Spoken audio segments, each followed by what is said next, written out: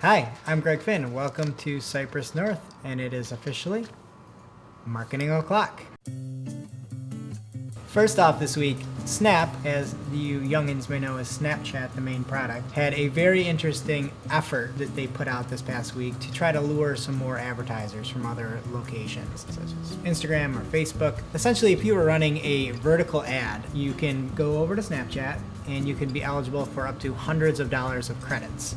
In order to do this, you have to fill out a form. You have to actually put up that vertical creative. So if you've been running horizontal creative, you're out of luck. And then you'll find out how many credits you'll get. If you're interested in that and you've got some vertical ads and you've got proof of purchase of these vertical ads the past 3 months, you might be able to get some credits. One other interesting thing on Snap is that they had their earnings report and 90% of people were buying ads through that interface. So it's a really good idea for Snap and you may actually like it. If you've got that, shoot on over and give it a shot. Next up, Google announced that they are going to be furthering their push for encryption. Google started this back in 2014, where they essentially tried to give the securitization of a site a lightweight ranking factor. Where now, if you start to put some information in on a site that's not secure, you're going to see that little warning up in the browser. So come July, if your site isn't a secure site, you'll be getting that warning in Chrome. So Google will continue its quest of secure shaming all of those that are in the unencrypted web. And just another reason that you'll want to take your site secure. All right, Google is at it again for our next story, where they've announced that Chrome, the ad blocking, has arrived. And what this means is if you've got a really obtrusive ad or something that users have deemed to be too much, Google's going to block not only that ad from your site, but all ads that came out as well. There's a really detailed list of ads that could go against the Better Ads Coalition. You can head over, we'll put the link below, but check those out because if you've got pop-ups, autoplay video, large sticky ads, interstitials, flashing animated ads. If you have any of those items on there, you could really put everything else at jeopardy. So something to definitely watch out for. And if you are subject to this, you'll get a little notification. It'll say ads are blocked. And users can go back on and turn those on if they are really, really interested in what the advertiser has. What is acceptable for us advertisers? Head over to that Better Coalition of ads and you can see those examples of what to use and what not to use. But for the most part, if you can purchase that type of ad on Google, you're gonna be all set.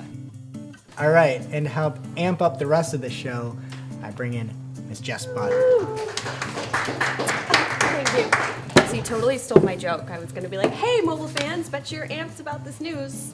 There's ample puns to be had. Oh, wow. Big week this week for AMP. Google announced 2 new content formats. So they've got AMP Stories, which is for publishers. You know, it's still in beta now, but developers can sign up for tutorials and access to it now. And basically what it does is it creates awesome looking interactive content for any news stories that you may have. If you're a developer out there and you want to play with it, the tutorial is The Joy of Pets is the little story they have you play with, so you're going to have fun. And to me, that's been one of the issues with AMP previously, is that you know when you're on an AMP page. You know, it loads quick, obviously, but it's lacking some of those nice features and touches that, you know, the web's kind of become accustomed to. And this helps bring AMP into, hey, it's not all just functional, but there is some form here too. The second format that they announced is very similar, AMP for email, and basically it'll allow real-time content to be pulled into email. So if you have a countdown for a sale, or if you've got people commenting on something,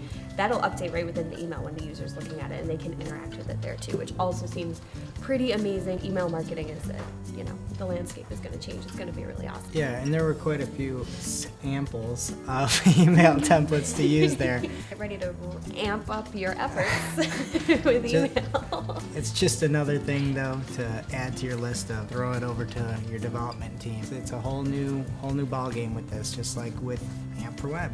And so these were both announced at the AMP conference, and I'm not even going to make the pun, but it's in Amsterdam. You can follow along, look at all the keynotes, and see everything from there. We'll put the link in the description below. But if you wanted to learn more, hours and hours and hours of content to check out.